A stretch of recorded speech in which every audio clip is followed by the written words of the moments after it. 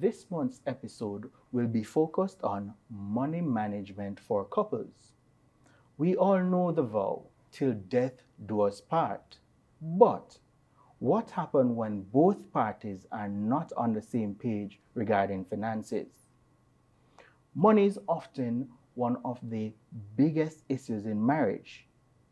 We would like to share expert advice on how couples can have conversations about money and building their relationships versus breaking it. Now, Maureen, before we get started, tell us a little about yourself. Well, okay, as said, I'm a counseling psychologist. I have been doing this for over 20 years, and I'm an associate with Family Life Ministries. I'm also a mother of four, a wife of one, Awesome. one man, Oh, yes. and a very dedicated gentleman for 41 years. And I call myself a lucky one. Okay, great. So today we're going to be talking about marriage, as you said, and I'll give you your tips. Awesome. Thank you for that, Marie. To our online audience, our team will be in the comments to answer all your questions. You can send a DM to us, or you can call us at 876-754-8627, or send us an email at manager@myvmgroup.com. Now, let's get into it. Marie, talking about money management can be a taboo subject for couples. What advice would you have for couples that are just married so they can have a financially well future? Okay, for persons who have just gotten married or young couples just coming into marriage, you want to know that eventually you'll be stable. And money is a big topic, and I believe that is something that needs to be discussed regularly and with ease and not tabooed at all. It is important. What we have noticed or over the years, marriages break because there's no sharing in finances. You find that persons come into marriage with their own ideas of what they would like to do with their own money. And the persons getting married are also independent. They were independent before coming into marriage. So they had a way of taking care of their money. Right. That's So right. now it becomes a bit difficult when now you have to share everything that you do, and you should share everything that you do with your partner, your husband or wife. Now, what I find is that you need to find ways and means of making this a regular talking about money, being regular. You know, you talk about it every day. What you're going to do, or you have this amount, what we need to do for the future, whether it's insurance, and you're a bank, you know exactly what happens there. That you need to be able to say, well, together we have this amount if we're going to be buying a house, if we're going to be investing in, somebody's property or something else. Okay. So it is important that you talk about money. What we need to do, I also believe as well, is to be honest, to be open, and to be transparent from the beginning. Say what you believe, say what you think, say how you were grown up. Your past also affects how you think. You just don't become an adult and begin to think about money a certain way. You watch your parents or your parent grow while you're growing, and you watch how they actually, use money and how they treat money. And that becomes a part of you. You may have to learn differently later on, but that becomes a part of, that's you. That will be how you operate initially as a young adult. Excellent. Oh, so I see where even as a financial services and speaking to couples, that would tie into them setting their goals. Definitely. Okay. Definitely. And also creating a budget would tie into that information that you just gave us. And it's good that you spoke about the budget, because a budget demands that you communicate. Excellent. Now, another problem with couples that can develop, if you don't communicate effectively, you begin to separate yourselves, and we find that marriages break also because of the lack of communication. Yeah. So when you decide that you're going to be talking about finances, it's good. Setting a budget means that you're going to be talking about it on a monthly basis, Yes. making a budget for a month, prioritizing what you want to do with your money. Yes. That's important. And you're both aware on the same page, Yes, as you yes, say yes. it. And putting timelines Oh, to yes, it. Right, yes. yes. Excellent. Thanks for those tips. And in regards to setting a budget, at VM Group, we have particular savings path that couples can use towards saving toward their goals. We have 3 in particular that we would like to share with you. One is a regular savings account, which really is an account that you would pass money through. The benefit with VM Group, we have a no or low fee policies where to use our regular savings account, we will give you an ABM card, and the cost to use it at any multi-link or point of sale is free of cost. Then we have a second saving option where once you have goal, as Maureen was expressing, you have to put aside money on a consistent basis. We have what you call the iSave account, which requires you to put aside a specific amount of funds on a monthly basis for at least 12 months, as 12 months is used on a short-term goal basis. At the end of 12 months, you decide whether you want to continue. During the 12 months, if your financial position changes, you can adjust your monthly deposit. And that is the iSave account. When you've accumulated your wealth, we have what we call the iGain account. This is where you allow your money to start working for you. And it is a normal fixed deposit in which you will fix for specific time frames, 30 days, 180 days, up to a year at negotiated rates. One of the major accomplishments most couples will try to have is the possibility of owning their own home. And this, we believe, is a goal that is not an overnight process. We believe that it takes proper planning and proper preparation in order to achieve this goal. Now, in the planning stage, Maureen, how would you encourage couples to go about planning for this major acquisition in life? Okay, the discussion on owning your own home is a big one. Right. You find that the couples, as I said, prior to, they will come into a marriage and they will have had their own savings accounts or other accounts, investment accounts. When you get in, it's a partnership when you get into your marriage. When you look at a partnership, it simply means that both persons will be coming together, pooling their funds, possibly, to get this house. Now, there are some persons who, again, because of their background, because of how they're grown, would prefer to manage their own money. As a psychologist, I encourage the couples, young couples, to have an account, a joint account, from which the regular fees, everything that has to be paid, your bills, you would draw from that. Oh, so would this be the discussion where the couples would say, what do you bring to the table? Yes, I really do like it being said like that, but that is exactly it. What do you bring to the table? And can we do this? Some persons would rather hold on to their own accounts and say, well, I will pay this bill or I will pay that bill. But sometimes I look into it and I say, boy, the electricity bill can be much higher than a water bill, or food bill fluctuates, which is really getting crazy. But that can be pretty high. So if you say, I'm going to pay for the food, sometimes it creates an imbalance. And for balance and equity, sometimes I would say to them, why not just have a pooled account where you put in whatever you've earned? You can choose to put in the percentage of what you earn, because not everybody earns the same. So you might have one partner earning much more than the other partner. So saying that, well, okay, let's put in $50,000 per month into this pooled account may not be fair. Right. So I use a percentage. Right. All right? Because I may be earning 40,000. That's right. Okay. So you put in a Understood. percentage of your earning. You can do that, or you put all of it in this one account, and from that you pay all your bills. You pay your school fees for kids, whatever your bill is, whatever it is that you need to, you're expending or your expenditures. Yes.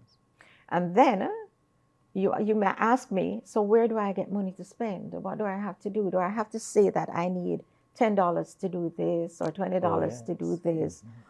No, I suggest that each person gets an allowance. If you put in everything, that's putting everything in one account. Right. So you get a reasonable allowance, but then you can use that on anything you prefer. Okay. So, Orlando, if you're my husband, I would say to you, okay, what's good? What's equitable? Right. And we might say, well, okay, 100,000 each. Right. I will not ask you what you're spending your 100,000 on. It's your allowance. Good. Good. And you won't ask me. So when I come in with my high heel boots and my brand new handbag, Yes. then you can't fuss with me because I'm using what we have agreed is our own to use. This does not involve what's in the main kitty. What's in the main kitty will pay for all the housing expenses. So if you have a mortgage, you take it out of that. If you have rent, you take it out of that. For food and utility bills, you take it out of that. So I think it's easy to manage that because then you'll be talking about your budget every month. Right. And that improves our communication. And I like that allowance because Yes. we as men won't have to say we're asking our wives for spending money. Yeah. We would have access to that allowance. That's a brilliant idea. And I've heard some men say, well, my entire check goes to my wife. Right. And my wife actually pays all the bills from that. And, and that also is good. So it really is what you prefer after having a discussion what suits you best, whether or not you're going to have separate accounts. But I tell you, when you can discuss your finances, you have no doubts, you have no questions, you're transparent. And I had used the honest, open, and transparent method to stay hot. Okay. Okay? Great. Right. Right. So your marriage will grow and you're connecting Yes. on a daily basis. So if one runs out of funds for something, you can easily, take a loan from your wife or your husband. Yeah, excellent. Just, so Right. yeah. It underpins your point about communication. Effective communication is the first key towards successful budgetary planning. Quite, yes. So, Maureen, on to our next question. We often have parties thinking of having what we call a side account or the secret account. Do you recommend that for couples, or what effect does that have on a relationship that is planning financially? Well, let us go straight to the point, is deceit. Oh, And when somebody finds out, when your partner finds out that you've been hiding something, that partner no questions trusting you. Trust, I believe, is a pillar, a foundational pillar for marriage. And you can't or should not get to a place where your partner can't trust you in everything. It brings on a lot of negative emotions. yeah.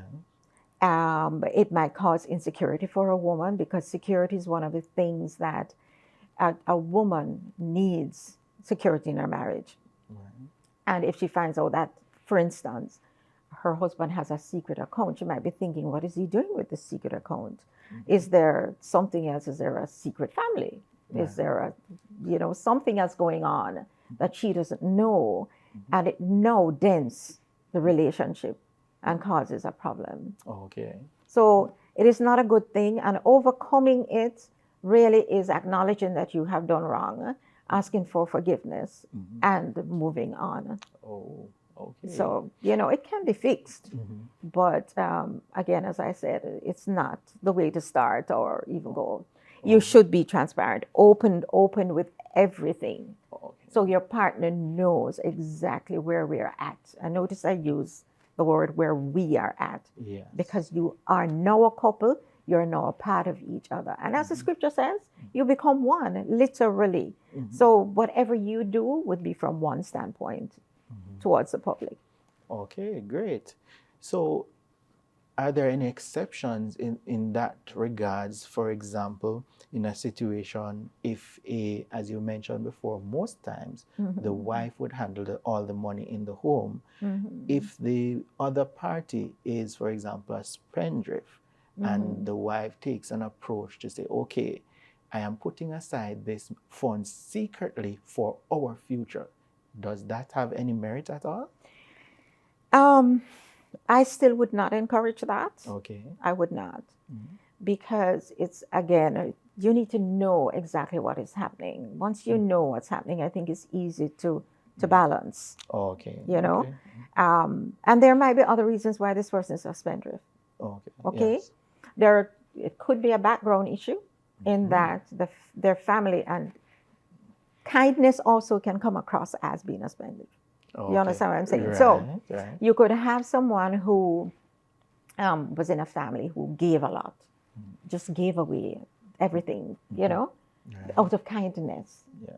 and the goodness of their heart, or, you know, what they believe. Yeah. We can control it. We can have conversations where we say, well, okay, this is what we have. This is what we have to give away. Okay. There's a So limit, there is a limit. boundaries. There's Okay. right. So Yes. that person can also, if you are suffering from things like grief and trying to cope with something that you don't want to talk about, you find that persons will spend because it makes them feel good. So we need to get to the bottom of why this person is spending the way they are spending. Yes, yes. That's at the root cause. Yeah, the root cause is always good for us to look a little deeper than, you know, on the surface. Are you just you just like to spend money? Sometimes it's not just that. Sometimes their feelings, it's something that makes you feel that you can go on. Yes. You know? After a while, it's a bad coping mechanism. But after a while, they will realize, no, we can't. Let us find out and let us fix that. Okay. And then we can move on. Excellent. I see why you're in that area of study. Now, as you mentioned, background, I believe that is important as well when joining with someone. Oh, yes. On a financial basis. Is it important, for example, if in the past one of the parties was not managing their debts properly and now come into a union situation, how do you advise them to manage a situation like that? Okay. Debts can be shared, and it all depends on the individuals, right? If you love someone, if you really want to be committed to this person for the rest of their lives, you know you have a covenant between both of you, then certainly you're going to help. Okay. You're going to try and help. Yes.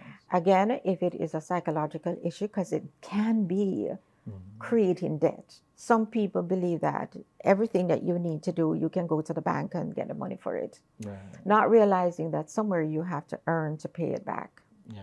So the immediate thing is, let's go to the bank and get a loan. And there are persons who don't do that at all. Right. So again, it's striking a balance. Again, it's trying to help your loved one, the person that you love, out of a situation. But this is something that needs to be aired before you say, I do. Yes. You know, because then the other party may not want to get into a situation, depending on how badly indebted they are as well. Right. They may not want to go there. So that could be one of the deciding factors. I always speak about red flags. And you look for these red flags the way people spend. You look for it before. You know, when you're courting, you see a lot of things, you know. Yes. But when you're courting, you also get blinded to a lot of things. You say, oh, these things will change after we get married. Yes. No, Yes. Yes. not necessarily. So we have to be very careful that we bring up and talk about these red flags. And if it is that you are not going to be able to manage it, then you have to really consider. Love is a big thing, but it's not all about love. Right. There really is a balance that you need. And I can see as young couples coming together, possibly in our society, one aspect of it would be building together. So if one person is unable to access financial services because of prior debts, that may be It's a going to create deciding a figure. problem, yes. Awesome. Yes. We also think about the person who is earning the most. I think Wow. there's a tendency for that person to say, oh, I have the most say in making decisions. How do you feel that affects the couple? That's also pretty negative, I believe, because you're getting into a committed relationship. And when you feel that you have you have more rights than the other person, of course, again, that's going to create a situation that is not balanced. I noticed that you might say to me, why is it that I'm talking about balance so much? But it is important. We have to see ourselves as equal. And in a marriage, we have our different responsibilities. But it doesn't mean that there's anybody that's better off than the other person. It's just that you have to look at your responsibility and tend to it.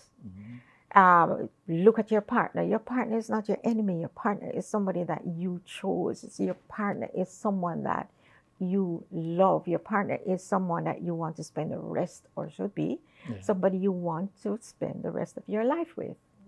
So your aim is to make that person happy. And by dominating in spending money, that person is going to feel as if the other person who can't use it might feel that there is something that's lacking with them in the relationship. They're not that important, maybe. And they might begin to look at things, the marriage, negatively. And we have to be careful with that. Again, we go back to being hot, honest, open, and transparent in everything, and also treating equitably in everything that we do. Good. Because in that scenario, the person earning the more income, the other person might be balancing and doing other duties as well. Right. True. Excellent. Thanks. True. Thanks for that information. And as we close off, do you have any other gems that you would like to impart to our audience in order for them to have a financial freedom future? Okay, finances is important, and we know that. And I want to use the acronym LAST. Love your partner deeply. Love your partner respectfully. Also be active in each other's lives. Whatever you're doing, because you're not always together for 24 hours. So just be active, asking questions, sharing information, and we're trying to remain close. And S is selflessness. So be selfless and ensure that you share whatever it is you have. Because our family is a family. It is a unit. And the last one is remaining transparent in everything that you do. We need to know that that we are trustworthy, and our partner is also trustworthy. So we need to remain transparent. And I believe that if we apply those 4 principles, your marriage will last for a long time, it should last for a long time. Maureen, thank you for those gems that you provided with today. They were certainly a wealth of knowledge, and I'm sure the couples in our audience and all of us will use that to have a financially independent future. It was a pleasure being here, and thanks for having me. Awesome. Now we'll take a quick break. We'll be right back.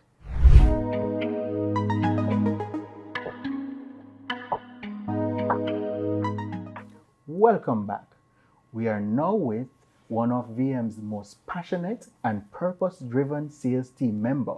Her name is Shade Parchment. She is the Senior Financial Services Specialist for the Mandeville location. Now, Sade has been trending on social media. Here's a snippet of it. My experience with VMBS for my first car. So guys, on know I'm talk with my chest and I'm gonna put Sade information. I know Sade gonna call me. I know you see when I make Sade call me with I'm gonna put on Sade information for VMBS. I can't give you her cell, but I'll give you her. Jesus, my first give Sade email. Sade don't come for me. But me make sure you say you're good. Sade, I don't know, I can't speak for every loan officer or agent, but I can speak for Sade from Mandeville. I'm in Kingston. I've never met Sade before, but Mr. Sade walkie. She walk the car loan. Anyway, the Sade angle you. I not even had a VMBS account. Sade was just like, Tristan, that's the least of your worries. Remember, I experienced Sade what my pay was looking like, what my pay was before COVID. Them tell me said I'm gonna increase my pay once the business pick up back. That was a lie. And Sade, me tell you, so Sade walk. She walk my salary. Mr. Sade said to Mr. Tristan, with what you're getting now, which I told you guys was like 50,000. She said, Tristan, what you want for borrow, you can't borrow. You have to foot some money out of pocket. I said, Sade, we make a find the money there. Sade said, Tristan, anyway, you have to find it, if you really want a car. Right? I never felt like, it never felt like I was doing business with her. It just felt like she was my friend and she was giving me genuine advice to acquire something that I really wanted. I saw it feel with Sade. Right now, I can call Sade and say, Sade, I'm stay. I have that small change here. What am I for do? I so much trust Sade. I know enough people can say, oh, I'm not trust bank. Sade want me through it. Sade, I understand clearly what I'm getting myself into. What is the best avenue? If I say, Sade, me feel a new car, almost still. What am I for do? Sade there for me. Mr. Sade, me I consider the house. Sade say, come here, Tristan, right this so. Mr. Sade wants some study Sade for me. Honestly, like I said, the overall experience with VMBS was so smooth. So smooth. Me never have no problem. The processing, everything smooth. The transfer for the money, smooth. The overall back and forth, smooth. Opening the account, smooth. My monthly payments, smooth. Me not have no problem with I personally would recommend VMBS with my chest. Me say confidently, recommend VMBS. Wow, that was excellent. Sade, welcome. Thank you. Tell us a little about that experience. Wow, that was mind-blowing for me. I didn't expect this any at all. We would have done this transaction with Tristan Bent from 2020. Yeah. And she had promised me that she would have thanked me. Okay. But I didn't see it coming in this way. Awesome. Yes. Excellent. Thank you for sharing that with us.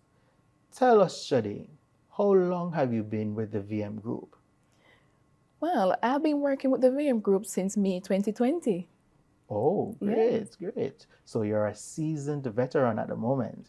I would want to think so. Okay. What motivates you to provide exceptional services to your members?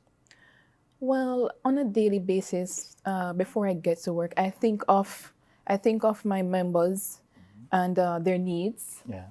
I place myself in their position. How do I feel entering a financial institution for the first time?